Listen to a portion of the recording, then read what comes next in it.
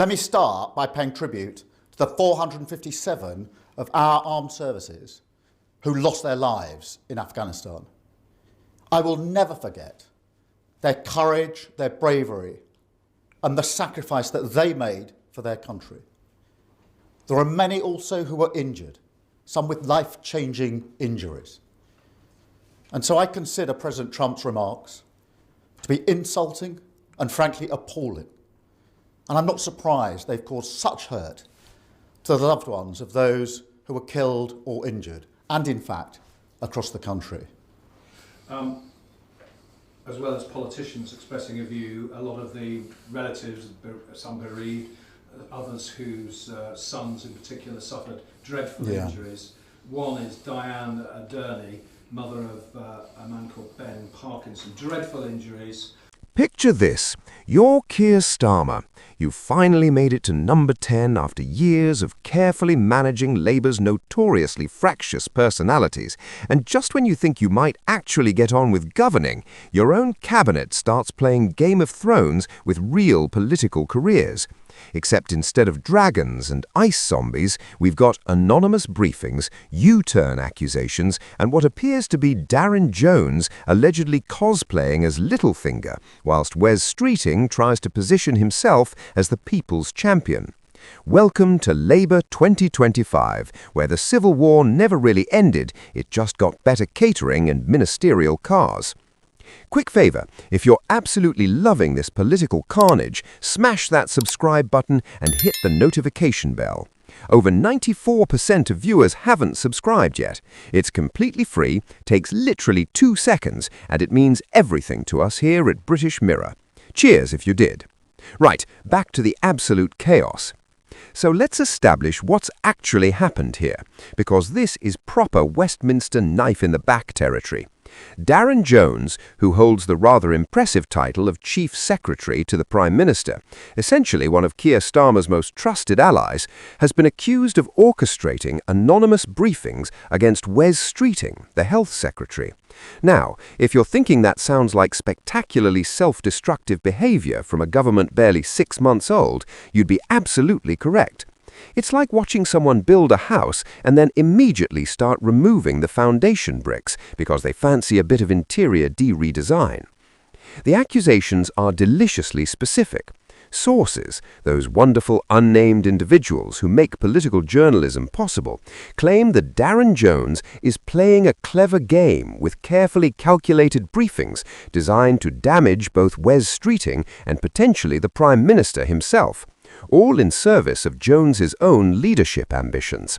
That's not just ambitious, that's playing four-dimensional chess whilst everyone else is still figuring out which way the pawns move. If true, and that's a significant if, it represents the kind of Machiavellian maneuvering that would make Malcolm Tucker nod approvingly, whilst simultaneously wondering if perhaps it's a bit too obvious.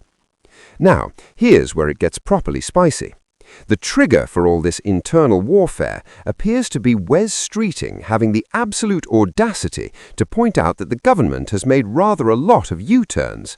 13, according to the Conservative Party chairman Kevin Hollinrake, though counting government U-turns is a bit like counting Boris Johnson's children. The official number and the actual number might differ significantly. Streeting, never one to shy away from speaking his mind, apparently decided that someone needed to mention this uncomfortable truth, and that someone was going to be him. The response from Streeting's allies has been absolutely spectacular. They've accused Downing Street of orchestrating a needless and completely baffling briefing war. And here's my favourite bit. They said whoever's behind it is essentially hitting itself in the face with a frying pan, whilst Reform UK and the Conservatives are tearing themselves apart. That's not just a denial, that's a counterattack with metaphorical kitchen implements. You can practically hear the exasperation. We've got the Tories imploding, Reform causing chaos, and you lot decide now is the perfect time for internal warfare. Really? Darren Jones, for what it's worth, has denied being behind the briefings, which is exactly what someone behind the briefings would say, but it's also exactly what someone not behind the briefings would say, which makes the whole thing beautifully unprovable and therefore perfect Westminster fodder. It's like a political whodunit where everyone's a suspect and nobody's talking, except they're all talking anonymously to journalists, which somehow counts as not talking. But here's where we need to zoom out and look at what this actually means for Labour's government. They won the last election with a massive majority, the kind of mandate most prime ministers would dream about. They had the opportunity to govern effectively, to implement their policies, to prove that Labour could be trusted with power. And instead, barely months into the job, we've got senior cabinet members apparently briefing against each other, accusations of leadership jockeying, and the kind of internal division that makes the party look less like a coherent government and more like a particularly dysfunctional reality television show. Lisa Nandy, the Culture Secretary, gave probably the most honest assessment of the situation when she appeared on GB News. Asked if the cabinet was a nest of vipers vying to replace Starmer, she didn't exactly deny the viper situation so much as express deep frustration about it. She talked of clicking on news apps with a sinking feeling, about being frustrated to hell by people briefing against each other.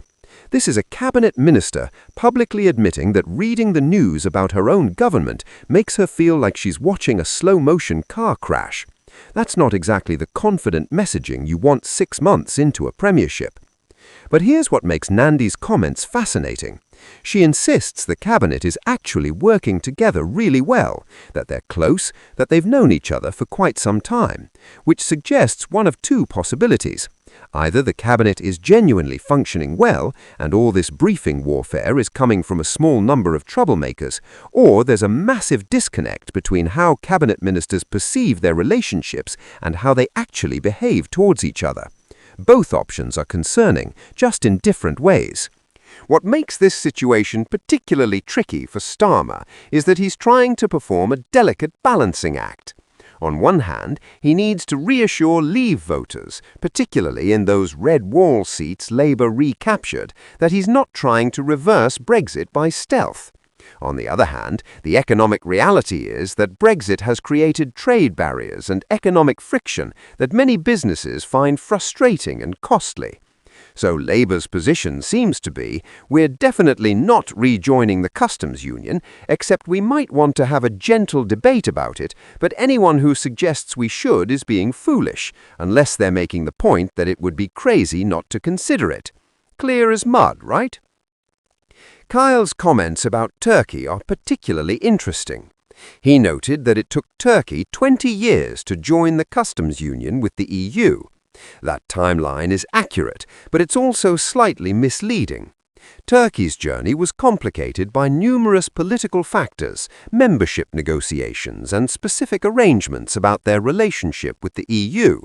Britain, having recently been a full EU member with all the institutional knowledge and existing trade infrastructure, wouldn't necessarily follow the same timeline. But Kyle's point seems to be that rejoining wouldn't be quick or simple, which is probably the one thing everyone can agree on.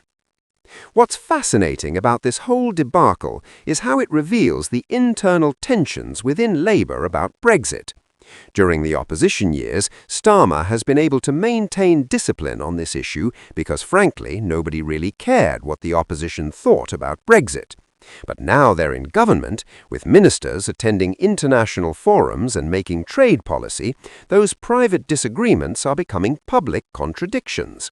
Some Labour MPs and ministers clearly believe that closer alignment with the EU, potentially including a customs union, is economically necessary. Others believe that reopening Brexit debates would be political suicide. And Starmer is stuck in a middle, trying to keep everyone happy while maintaining those red lines he drew during the election campaign. The timing of this chaos is also rather unfortunate for Labour. They're trying to convince the country that they have a coherent plan for economic growth, that they're the stable, competent alternative to years of Conservative chaos. But when your ministers are publicly contradicting each other and themselves on fundamental economic policy, that stability narrative takes rather a battering. It's hard to convince businesses to invest and plan for the long term when the government can't seem to decide whether it's open to a customs union or considers the idea foolish utopian thinking. Kyle's insistence that he's focusing on what it takes to get growth into the economy now is telling. He's trying to pivot away from the long-term customs union question to immediate growth measures. But that doesn't really work when you've just been asked directly about the customs union and said it would be crazy not to consider it. You can't simultaneously argue that something is worth considering and that you're not going to consider it because you're focused on other things. Well, you can, but people might reasonably point out that you're talking nonsense. There's also Kyle's claim that the Brexit debate ripped our country apart, but now we are now back together as a country. This is the kind of optimistic political rhetoric that sounds lovely, but doesn't survive contact with reality.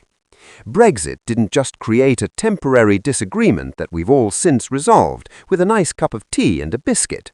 It revealed and deepened fundamental divisions about Britain's place in the world, about immigration, sovereignty, economic priorities, and national identity.